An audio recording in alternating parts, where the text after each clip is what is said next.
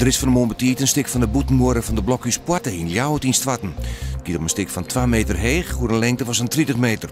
Aan de zuidkant van het gebouw zie ik een score. De gedempte Keizersgracht is een schoft oude sletten.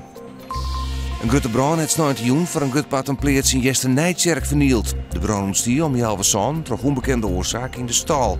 En stond een uur naar de rest van de pleats. De bewoner rekken net verwoenen. Op een pleats wie geen bisten onwijzig, wel is er asbest vrijkomen.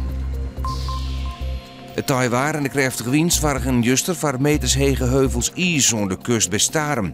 Honderden mensen kwamen middags op het kruiend ijs in de IJsselmaar aan. Door de wind en taaiwaar brekken de ijsplaten en werden op een kort treun vanuit het ijs richting de kust schoot. Op sommige plekken kwamen de ijsblokken wel 203 meter hoog. Thijsje Oenemais op het WK Sprint in Salt Lake City vierde worden. Op de afsluitende 1000 meter was het ziende in 1:14:23. Nadat de Japanse Nao Kodaira kreeg voor haar vol. Heather Richardson won de kilometer in 1:13:9 en werd wereldkampioen. Yingyu, de kampioen van 2012, werd tweede. Sangwa Lee trede in de eindstand. Joen en vannacht een stormheftige zuidwester, maar een soort ruimwetter. Het wordt een gratis fjouwer. Morgen is nog zinnen, letter bewolking en ruim. Het wordt 8 graden en er zit een krachtige zuidwestenwind.